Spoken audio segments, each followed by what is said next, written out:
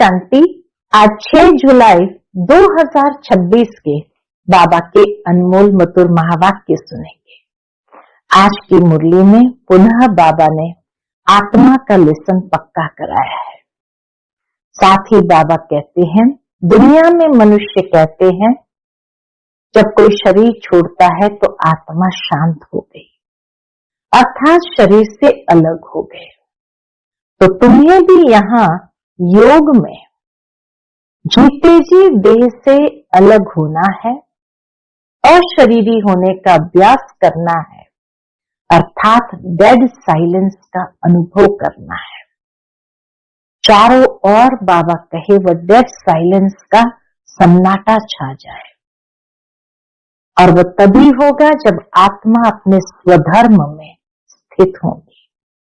आत्मा का पहला स्वधर्म शांत स्वरूप होना, उस शांत स्वधर्म में स्थित होना और दूसरों को भी यही प्रेरणा देना।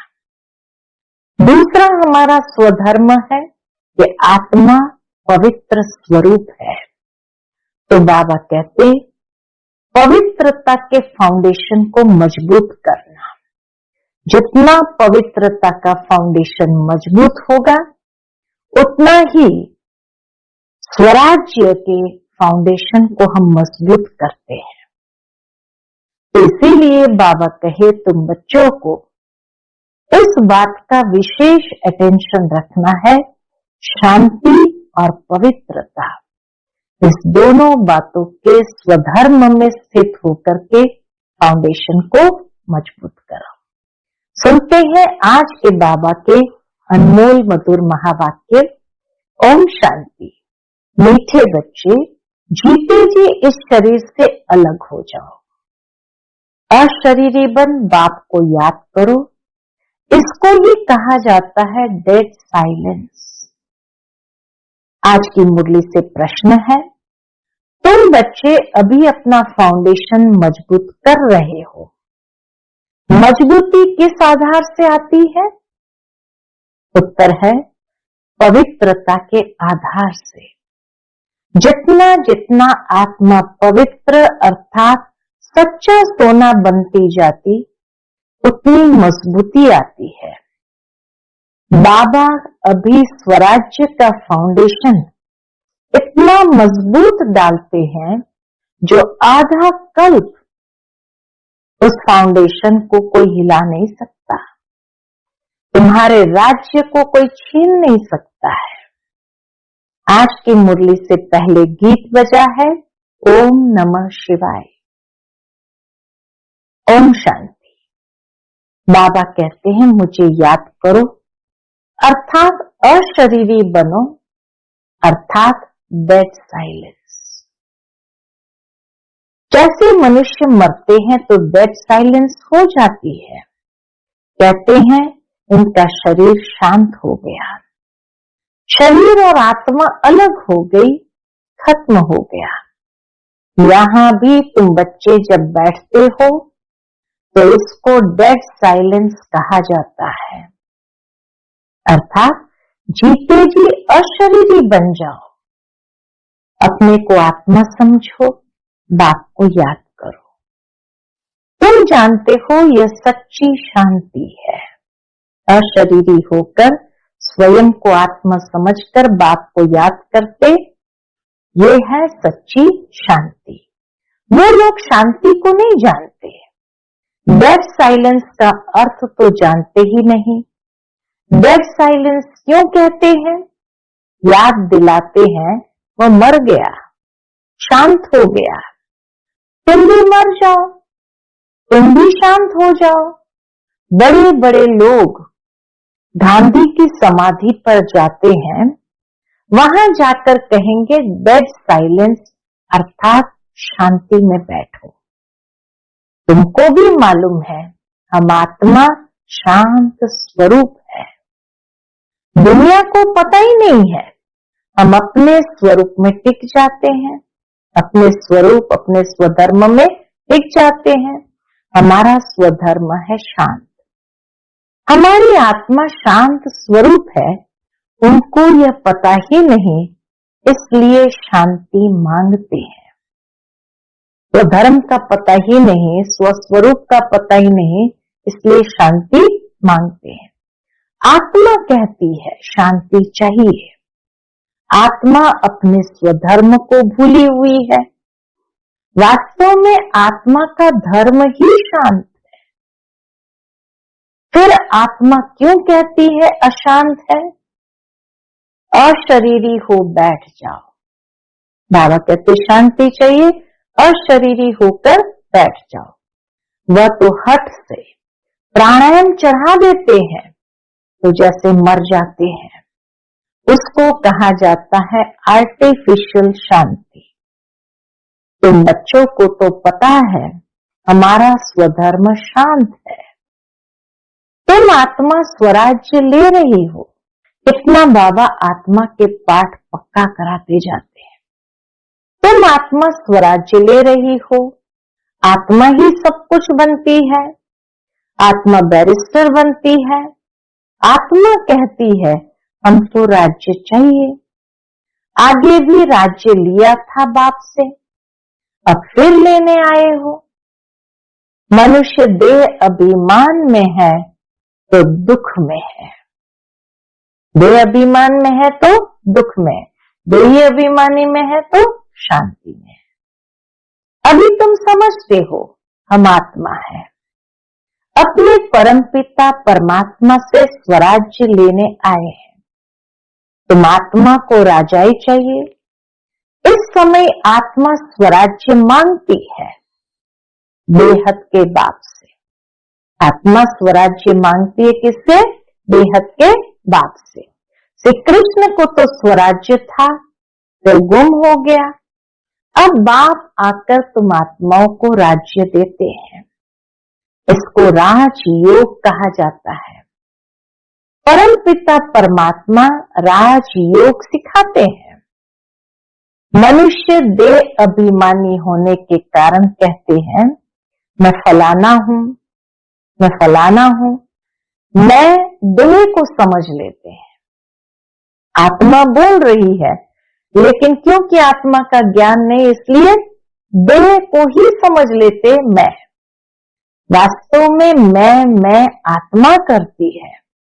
आत्मा कहती है मैं ये चीज उठाता हूं। फीमेल कहेगी मैं उठाती हूं। वास्तव में आत्मा तो मेल है, बच्चे हैं। मैं आत्मा बाप का बच्चा हूं। आत्मा कहती है बाबा हम आपसे स्वराज्य ले रहे हैं।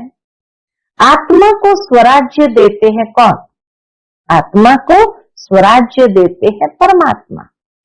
भक्ति और ज्ञान में देखो कितना फर्क है। शिव का मंदिर भी होता है। सबसे जास्ती घंटे कहां बजते हैं? बाबा कहते सबसे जास्ती घंटे भी शिव के मंदिर में बजते हैं। उनको जगाते हैं, शिव बाबा को जगाते हैं। बाबा कहते जगाते तो सबको है। सवेरे सवेरे बैंड बाजे बजते हैं। आजकल इलेक्ट्रॉनिक सिस्टम से बड़े बड़े ढोल नगाड़े सब बजाते हैं, अपने आप जैसे वो इंस्ट्रूमेंट बजते हैं। तो सवेरे सवेरे बैंड बाजा बजते हैं। यहाँ बाप बच्चों को जगाकर देवता बनाते हैं। वो फिर भक्ति में शिव बाबा को जगाते हैं। घंटे आदि बजाने की कोई बात नहीं है। बाप कहते तुमको स्वराज्य चाहिए तो पहले पवित्र बनो। शांत स्वधर्म में स्थित हो जाओ। पहला स्वरूप है शांति, दूसरा स्वरूप है हमारा पवित्रता।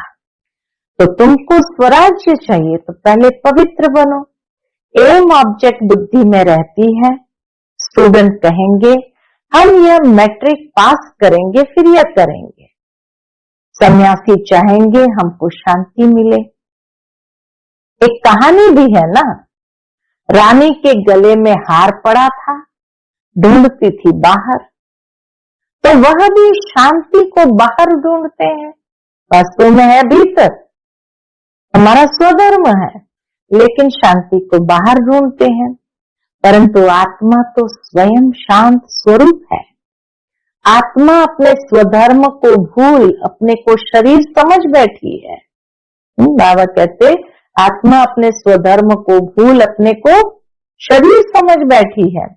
बाप फिर स्मृति दिलाते हैं कि तुम आत्मा हो, तुम आत्मा ने 84 जन्म भोगे हैं। यह बातें दूसरा कोई समझा न सके। बाप कहते तुम अपने जन्मों को नहीं जानते हो, मैं बताता हूं। तुम ब्रह्मा कुमार कुमारियां हो। बाप ने समझाया है सिवाय पवित्रता के ज्ञान की धारणा हो नहीं सकती। सिवाय पवित्रता के ज्ञान की धारणा हो नहीं सकती। कहते हैं ना, शेरनी के दूध के लिए सोने का बर्तन चाहिए, तो इसमें भी सोने का बर्तन चाहिए। बुद्धि रूपी बर्तन सोने का हो तब ज्ञान की धारणा उसमें हो सके। आत्मा बाप को याद करने से सोना बन जाती है। बाप भी सच्चा सोना है। आत्मा बाप को याद करती है तो ज्ञान आ जाता है। तुम सच्चा सोना पवित्र थे। ये ज्ञान का असर किसको होता नहीं। बाप कहते हैं मैं तुम आत्माओं को स्वराज्य देता हूं। यह स्वराज्य मिलेगा तब ये स्वराज्य मिलेगा तब जब पुरानी सृष्टि का अंत और नई सृष्टि की आदि होगी। मनुष्य को हद की राजाई है। बेहद की राजाई मनुष्य को कभी मिलती नहीं। विश्व का मालिक बन न सके, तुम बनते हो बाप द्वारा। भगवान बाप को ही तुम्हारे 84 जन्मों का मालूम है। देवताएं अपने जन्मों को जान नहीं सकते। अगर जान जाए तो दुखी हो जाए। क्या सीढ़ी उतरते जाएंगे? राजाई का सुख ही गुम हो जाए। यहां तुमको पता है, जानते हैं कि हम आत्मा है, इसमें संशय की बात नहीं। एक दो से सुनकर वृद्धि होती जाती है। यह दैवी धर्म का झाड़ स्थापन हो रहा है। यह दैवी धर्मों का झाड़ स्थापन हो रहा है। तुम समझ सकते हो, यह हमारे ब्राह्मण कुल का आया हुआ है। जब किसी आत्मा को देखते हो तो समझते हैं यह हमारे ब्राह्मण कुल का आया हुआ है। इसने पूरी भक्ति की है, फिर बाप से वर्षा लेने आया है। ज्ञान पूरा होता है, फिर भक्ति शुरू होती है। ये किसको पता ही नहीं है। मकान भी नया और पुराना होता है ना। कच्चे मकानों की आयु जरूर कम होगी। आजकल मकान बहुत पक्के बनाते हैं। बल अर्थक्वेक आदि हो तो भी मकान गिरे नहीं। इतने पक्के मकान बनाते हैं कि अर्थक्वेक आदि हो तो भी मकान गिरे नहीं, नुकसान न हो। बहुत मजबूत बनाते हैं। फाउंडेशन जास्ती पक्का बनाते हैं। अब फाउंडेशन पड़ रहा है स्वराज्य का। अब फाउंडेशन पड़ रहा है स्वराज्य का। आत्मा को 21 जन्म के लिए राज्य मिलता है। यहाँ की राजाई तो कुछ है नहीं। कलयुगी दुनिया की राजाई तो कुछ है नहीं। आज राजाई है, कल किसी ने चढ़ाई की, खलास। फाउंडेशन कोई का है नहीं। मनुष्य का भी फाउंडेशन नहीं है। मनुष्य जीवन का भी फाउंडेशन नहीं। आज है, कल मर जाए। अभी तुम्हारा फाउंडेशन बाबा पक्का डाल देते हैं। जो 21 जन्म तुम राज्य भाग्य पाते हो, तुम्हारी राजाई का पक्का फाउंडेशन पड़ता है। तुमको कोई भी धरती का तूफान हिला न सके। गीता में भी कहते हैं बाबा हमको स्वराज्य देते हैं, जिसको कोई ले न सके, गिरा न सके। ऐसा स्वराज्य बाबा देते हैं। ऐसी बादशाही देते हैं, कैसी, जो जरा भी दुख की बात नहीं रहती। एक तो कोई गिरा न सके, कोई ले न सके, छीन न सके, और ऐसी बादशाही देती है जो जरा भी दुख की बात ही नहीं रहती। आत्मा को कितनी खुशी होनी चाहिए, कैसा स्वराज्य हम पाते। निश्चय तो है ना, निश्चय नहीं है तो वो स्वर्ग में चलने के लायक नहीं। इसलिए तीसरा फाउंडेशन है निश्चय का।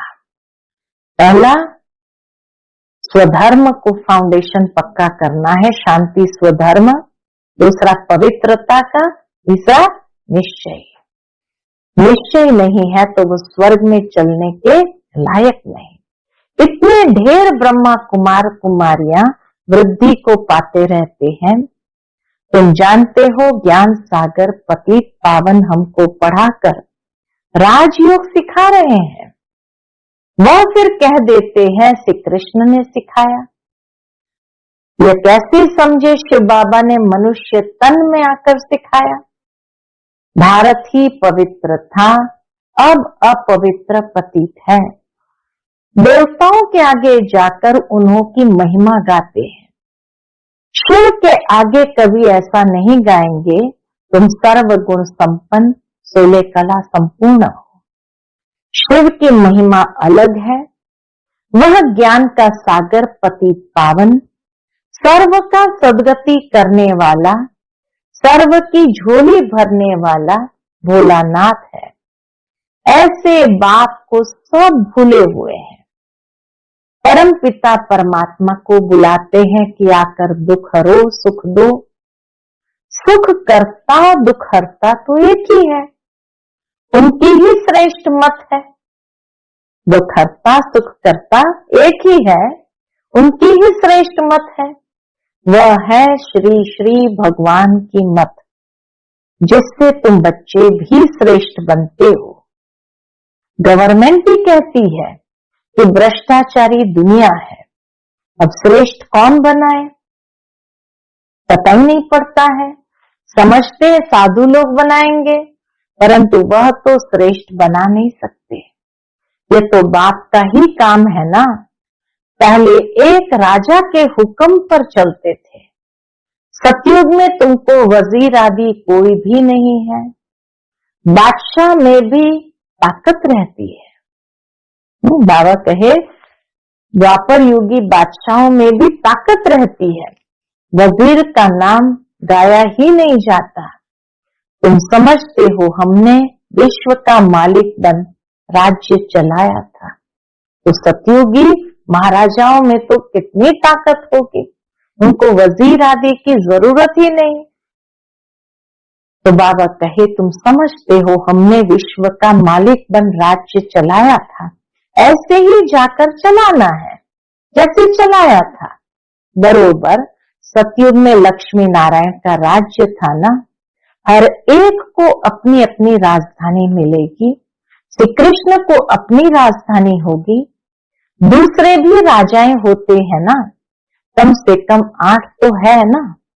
फिर 8 है व 108 है, आगे चल पता पड़ जाएगा। ऐसे नहीं कि जो पिछाड़ी में ज्ञान देना है वह भी देंगे। जो जिएंगे बाप ज्ञान रत्न देते रहेंगे। जो जिएंगे बाप ज्ञान रत्न देते रहेंगे। देना ही है, ड्रामा में नोंद है। परमात्मा का अभी पाठ है, ये ज्ञान देने का पाठ अभी नोंधा हुआ है। बाप कहते आगे चल तुम बहुत समझने वाले हो। दिन प्रतिदिन समझाते रहते हैं, यह भी पता चले कि हम वहां राजधानी कैसे करते हैं। हम वहां राजधानी कैसे करते हैं, स्वयंवर कैसे होता है। तुम ध्यान में जाते हो, वैकुंठ में जाकर देखते भी हो कैसे वहां सोने के महल है, सोना ही सोना है। अपने को पारसपुरी में देखते हो। बाबा कहे तुम अपने को पारसपुरी में देखते हो, सोने की ईंटों के मकान बन रहे हैं। समझते हैं थोड़ी ईंट ले जाए। ध्यान में जाते हैं, वहां सोने के महल देखते हैं, सोने के ईंटों के मकान देखते हैं। ईंटें पड़ी होती है तो समझते थोड़ी ईंट ले जाए। फिर उतरते हैं तो अपने को यहाँ देखते हो। मेरा भी ध्यान में अपने को रास करती थी, श्री कृष्ण के साथ देखती थी। तुम सूक्ष्म वतन में जाते हो, वहां हड्डी मांस नहीं होता है, फरिश्ते बन जाते हैं। ब्रह्मा का भी सूक्ष्म शरीर देखने में आता है। बाबा कहते ब्रह्मा का भी सूक्ष्म शरीर देखने में आता है, यही फरिश्ता बन जाता है, यही पुरुषार्थी स्वरूप जाकर संपूर्ण स्वरूप बनते हैं तो फरिश्ता बन जाते हैं। तुम बगीचा आदि देखते हो, ये बाप साक्षात्कार कराते हैं। तुम कहते हो बाबा हमको शुभी रस पिलाते हैं। ध्यान में जब जाते हैं संदेशिया तो क्या कहते हैं, बाबा हमको वहां शुभी रस पिलाते हैं। अब सूक्ष्म वतन में तो पिला न सके, फल फूल वैकुंठ में बड़े फर्स्ट क्लास होते हैं, सूक्ष्म वतन में तो बगीचा ही नहीं होगा। तुम बताते हो कि बगीचे में गए, फिर वहां प्रिंस था, वो तो वैकुंठ हो गया ना। वैकुंठ के वैभव यहाँ मिल न सके, यहाँ देखने को नहीं मिलता है, वहां तो फर्स्ट क्लास वैभव होते हैं। बाप कहते हम तुमको वैकुंठ का मालिक बनाते हैं, यहाँ तो दुख ही दुख है। कोई ऐसा मनुष्य नहीं जो ऐसा न कहे कि हे भगवान दुख से छुड़ाओ। इस सारे संसार में ऐसा कोई मनुष्य नहीं मिलेगा जो भगवान से प्रार्थना न करता हो कि हे भगवान दुख से छुड़ाओ। दुख में ही याद करते हैं। श्री कृष्ण के पुजारी कहेंगे कृष्ण कहो, हनुमान के पुजारी हनुमान की जय बोलेंगे। यहाँ बाप कहते निरंतर मुझ बाप को याद करो, ऐसा याद करो जो अंत काल कोई की स्मृति न आए। काशी तलवट खाते थे, उसमें किए हुए पापों की ऐसी महसूस आती है जैसे जन्म जन्मांतर की सजाएं भोगते हैं। बहुत पाप किए हैं, इसको कहा ही जाता है पाप आत्माओं की दुनिया। आत्मा पापी है, आत्मा ही बाप को बुलाती है, हे परम पिता परमात्मा, हे परम धाम में रहने वाले शिव बाबा। उनका असली नाम तो एक ही है, वह है आत्माओं का बाप। रुद्र के साथ शालिग्राम शब्द शोभता नहीं है, रुद्र के साथ शालिग्राम शब्द शोभता नहीं, शिव और शालिग्राम शोभता है। शिव का मिट्टी का लिंग बनाते हैं तो शालिग्राम भी बनाते हैं। पतित पावन तो वही है ना। यहाँ यज्ञ भी रचते हैं। भारत सबसे ऊंच है परंतु देवता धर्म को भूल गए हैं। तुम्हारा आदि सनातन देवी देवता धर्म है, वह तो चला आना चाहिए। हिंदू कोई धर्म थोड़ी है, देवता धर्म वाले ही सतो रजो तमो में आते हैं। जब तमो में आ जाते हैं तो अपने को देवता कह नहीं सकते। वास्तव में हिंदू तो धर्म है नहीं, तो समझाया जाता है कि तुम देवी देवता बन सकते हो। बाबा कहे वास्तव में हिंदू तो धर्म है नहीं, तो समझाया जाता है कि तुम देवी देवता बन सकते हो, आकर समझो। तो कह देते फुर्सत कहाँ है। बाप कहते हैं हम तुमको अपना बनाते हैं, इसलिए शांति और सुख का वर्षा देने लिए। कोई परिवार आपस में इकट्ठे रहते हैं, बहुत प्यार से चलते हैं, सबकी कमाई इकट्ठी होती है, कोई हंगामा नहीं रहता। परंतु इनको स्वर्ग तो नहीं कहेंगे ना। ऐसे परिवार है जहाँ इकट्ठे रहते हैं, लेकिन बाबा के उनको स्वर्ग तो नहीं कहेंगे ना। सतयुग में एक भी घर में बीमार दुखी होते नहीं, नाम ही है स्वर्ग, वहां सब सुखी रहते हैं। बाप से तुम सदा सुख का वर्षा लेने आए हो, तुमको ज्ञान मिला है, कहते हैं बाबा आप पतित पावन हो, हमको भी पावन बनाओ। बाप के साथ तुम बच्चे भी खुदाई खिदमतगार हो। बाप के साथ हम बच्चे भी कौन है, खुदाई खिदमतगार हो। अच्छा, मीठे मीठे सिकिलधे बच्चों प्रति माता पिता बाप दादा का याद प्यार और गुड मॉर्निंग। रूहानी बाप के रूहानी बच्चों को नमस्ते। हम सभी रूहानी बच्चों की रूहानी माता पिता बाप दादा को याद प्यार गुड मॉर्निंग और नमस्ते नमस्ते। शुक्रिया बाबा, शुक्रिया। आज की मुरली से धारणा के लिए मुख्य सार है। पहली पॉइंट, स्वराज्य लेने के लिए पवित्रता का फाउंडेशन अभी से मजबूत करना है।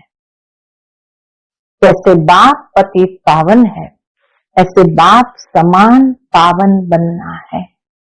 दूसरी पॉइंट, अपने शांत स्वधर्म में स्थित रहना है।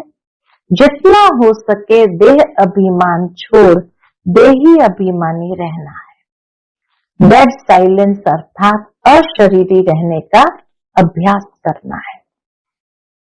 आज का बाप दादा का मधुर वरदान हम बच्चों के प्रति है, अन्य आत्माओं की सेवा के साथ साथ स्वयं की भी सेवा करने वाले सफलता मूर्त भव। अन्य आत्माओं की सेवा के साथ साथ स्वयं की भी सेवा करने वाले सफलता मूर्त भव। सेवा में सफलता मूर्त बनना है तो दूसरों की सर्विस के साथ साथ अपनी भी सर्विस करो।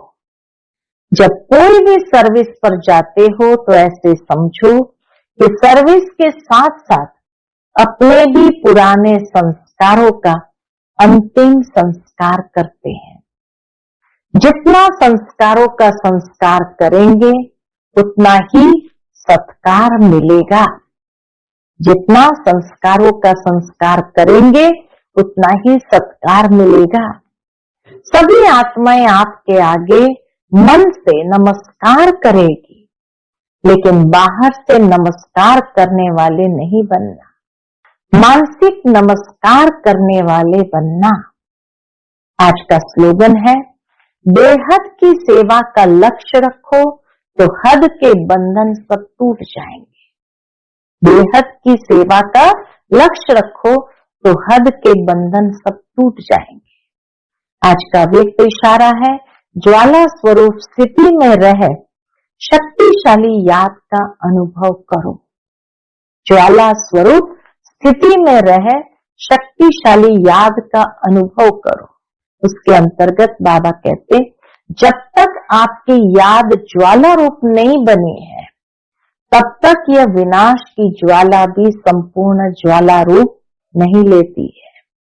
ये भड़कती है फिर शीतल हो जाती है, क्योंकि ज्वाला मूर्त और प्रेरक आधार मूर्त आत्माएं अभी स्वयं ही सदा ज्वाला रूप नहीं बनी है। अब ज्वाला रूप बनने का दृढ़ संकल्प लो और संगठित रूप में मन बुद्धि की एकाग्रता द्वारा पावरफुल योग के वाइब्रेशन चारों ओर फैलाओ। पावरफुल योग के वाइब्रेशन चारों ओर फैलाओ। अच्छा, ओम शांति।